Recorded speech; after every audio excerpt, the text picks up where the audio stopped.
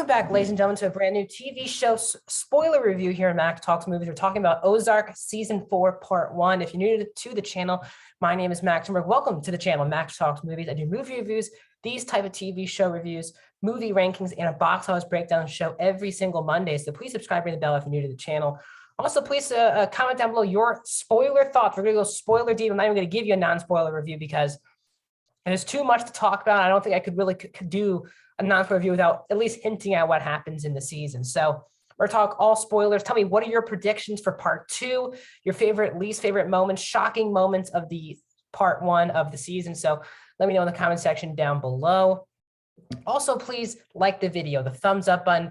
That is how you support this channel in the best way. So let's start talking about Ozark. So this is a show that I have really adored from the beginning. The show came out in 2017 and really just hit the right notes. I felt like everyone, comparing it to Breaking Bad, obviously, but it really is its own thing. And it really is led by iconic now characters and performances when you're talking about really the big three with Jason Bateman, Laura Linney, and Julia Gardner, who are the usual three that get nominated. But really, this is a complete ensemble, especially this season more than usual, where this is probably the most subplots in an Ozark season to date. I'll talk about that a little bit in my issues, but we're just going to generally talk about the show. I'm not really going to go like episode 1. I'm just going to talk about some of the big things that happened in the season. So obviously we left off with probably one of the biggest cliffhangers to a season in TV history, with one of the most shocking moments in TV, at least of recent memory, with Helen being, spoiler alerts for all 4 seasons. Here we go. Helen being killed at the end of season 3. That Marty and Wendy were probably welcomed back into the cartel with Navarro. This then set up this whole season. And the first episode does a great job of letting you know where everyone's at and what Navarro wants in the season from the birds. And what Navarro wants is just really immunity. And they're going to use that with Marty's relationship with Agent Miller. And at the same time this is happening, one of the best storylines I think of the season is Jonah, who is one of the son of Bateman and Linney, played by Skylar Gardner, who I haven't really seen in anything else, but was really fantastic in the season because he plays, again, another big after effect of season 3 was Ben being left for dead by his own sister. And Jonah knowing this, and that really, it was already enough for him with obviously 2 kids in this situation for this long is ridiculous. And the fact that he actually became super close with Ben, which then led to Ben's death, and him knowing that his own sister did it just gave him the wrong way with Laura Linney's character the whole season. He had his moments with Marty and his moments with his sister Charlotte, but really nothing good came between Wendy and her son Jonah. And that was one of the more interesting, I thought, authentic storylines that they nailed this season. And the conversations that actually the siblings have are really excellent in the season. Charlotte is now, they bring this up in the last episode in their last conversation together, how it was Jonah in the first couple of seasons that was the one actually helping Marty and helping his parents do these money launderings for the cartel and just being somewhat a part of it. And obviously this is why he begins to money launder for Darlene and Ruth, but he learned from his dad, and they have a really nice relationship in the series. But again, he was kind of, and Charlotte was kind of like, you were kind of the one who started the whole thing. You're the one who wanted to get involved. And I thought that was a really interesting conversation because they both have now become fully immersed in this world, where Charlotte was basically working and doing everything her parents asked of her in this season. And that meant talk to Wyatt about telling Darlene to stop doing stuff. If that meant talk to Helen's daughter, Erin, about that dead, but we can't really help you. Charlotte like quitting all these SAT tests. So she's like, doesn't want to go to college. And her goal is just to go back to New York. Because I did like that conversation where Charlotte's kind of like, I sacrificed a lot. You were actually one of the people who was in on the move and you wanted to move, but I also had friends in Chicago and a life there. And I like that them moving gave Jonah a life and Charlotte didn't get a life out of it. So I thought that whole sibling relationship was really well done. Again, the actors Sophia Hublitz and Skylar Gardner did a fantastic, especially Gardner in with the Jonah character. But the big new addition to the season was Javi, who is Navarro's nephew. He's the big new character. There's like two, I guess, important new characters into the season. One is Javi, who's obviously now taking over for the most part of the cartel. The last couple episodes kind of got the passing of the torch from his uncle, and he's just been kind of insane this entire season. He's kind of the guy he really is the guy who did every single bit of death in the season. Killing the sheriff, I think it was like episode 2, maybe. That was like, wow, that's kind of crazy. And you could kind of tell he was kind of loose. He didn't really care about the consequences, which then leads up to obviously Javi doing what he does at the end of the episode. But the other big subplot of the episode, obviously, is Darlene now working with now her husband, it turned out at the end of the season, Wyatt and Ruth. But the fact that the three of them are now partners, really Ruth and Darlene. And they did a good job of both of them kind of going behind each other's backs, trying to sell the heroin. And it felt like Ruth's ideas were actually the most relevant ones, got a celebrity chef to invest a lot of money into it.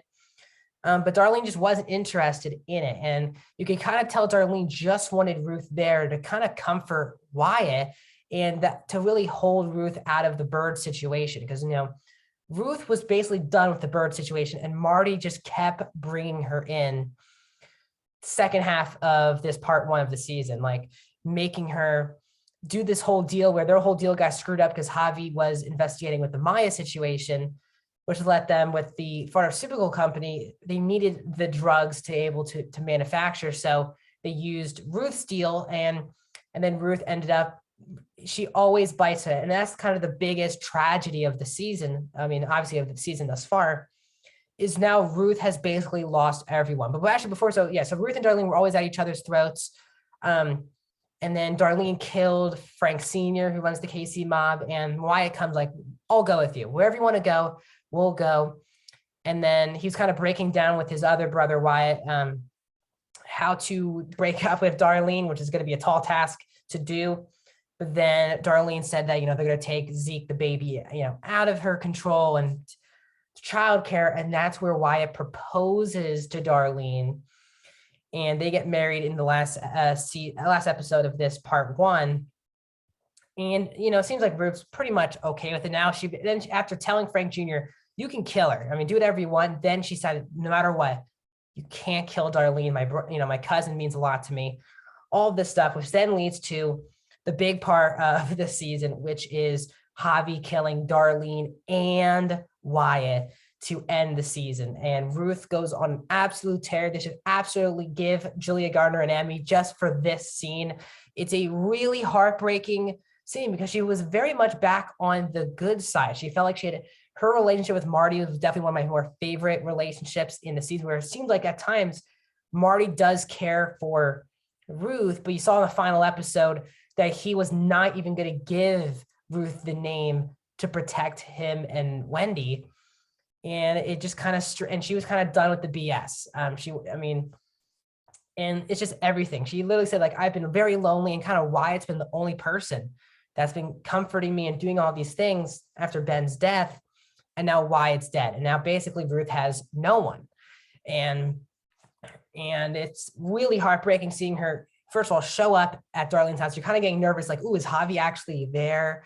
And that whole it was a great twist. Javi killing both of them was, first of all, it was shocking because I think a lot of us think that, Darlene is really untouchable, unkillable. But you saw when Javi kind of let them in, he was going to do something to them. When he shoot Darlene, I wasn't shocked, but he did shoot Wyatt like in the head, really hit home, because he didn't have to do that. But he was like, well, I don't know who you are. And then he just shoots him in the head. It was really heartbreaking. Zeke, Ruth taking Zeke with her, calling Frank Jr. like, you can't, you BS'd me. You killed him. And he was like, no, I didn't. I promise. And then she goes to Marty's house, losing it, saying, I know you know who killed Wyatt. And Marty doesn't give in and does not tell Javi, because of Javi's new deal with the FBI that will get Marty and Wendy freedom, basically go back to their normal lives in Chicago. But again, if Ruth kills Javi, they're screwed. So they don't give up Javi's name. even though this relationship between Marty and Ruth, as you can see behind me, I wanted this picture really badly because this is the best scene maybe in all of Ozark from an acting point of view. And then it is Jonah who gives up the name to Ruth. Ruth leaves and she leaves screaming. So it leaves a lot of questions opened. Again, they're trying to do these rehab clinics, the birds are, but they felt like they were in the clear, basically. One of another great twists of the season, so there's a lot to talk about, is Maya turning on them. Basically, Maya seems like Marty basically owned her, basically. Like, great relationship, but Marty knew that she would never turn her back on them. And after that big meeting with Navarro, and it seems like, Maya was taken aback that they were kind of making like a double agent basically for 5 years. So she took it upon herself and arrested Navarro without the consent of, obviously, the birds. Didn't want that to happen, obviously, which now puts her in a weird position because she wasn't wrong to arrest him, but now she won't be helped out because now Javi's now in the deal. So that whole of arresting Navarro doesn't mean anything because now Navarro's out of prison and Javi's has a 10-year deal now with the FBI. And now she probably won't be able to gain any ground in the FBI because she went against her people. So that leaves Maya in a big situation. The private investigator, who that was my only subplot I really didn't care about this season, was Helen's private investigator for looking for her body or where she is. He just felt like such a loose end and felt very forgettable in the last 2 episodes. So obviously he'll be a bigger deal in 3 because we have a lot of subplots done now because Darlene is dead, Wyatt is dead. Navarro's just out of prison, and now Javi seems like the new big bad, heading into part 2 of season 4. So 7 episodes were just released. I think also the biggest compliment I can give this part 1 of Ozark is that the only reason why I was nervous, even though I love the show to pieces, is that doing a part 1 is really risky. That means a movie or a show. To offer up in your title part 1 means that this is not the finale, and it's clearly not. But I thought what this show did in season 4, part 1, is kind of make it its own season where, yes, there's obviously a lot of loose ends that need to be figured out in part 2, but this season, part 1, this part of season 4 does not feel like setup at all. So much happens. So many twists and turns happens. And there's still so much to do, which I give credit to the writing team. Robin Wright directed the last 2 episodes. I got to give her a lot of credit. She did a great job directing those last 2 episodes. But overall, it was literally fantastic TV because it wasn't just set up for part 2. We're just going to set stuff up and call it a year until later in the year where they release the other 7 episodes. But no, they literally did a great job of making this really do feel like it's its own season with its own ending cliffhanger with Javi killing Wyatt and Darlene. So a lot happened this season. I really adore the show, and all these actors really, and the show, I've been very annoyed for the last 5 years that the show obviously has gotten its Emmy nods and Julia Gardner has gotten her wins for acting, but the show deserves a lot more praise. This is definitely one of the best shows on TV. And we are down to 7 episodes. I believe they're supposed to be coming out later in the year, like the 4th quarter of 2022. But really, really excited that we're getting basically 14 episodes of Ozark this year, but 7 are done. We're halfway through season 4. Can't wait for part 2. I'll be back with part 2 of season 4 later in the year when it comes out in full spoiler breakdown.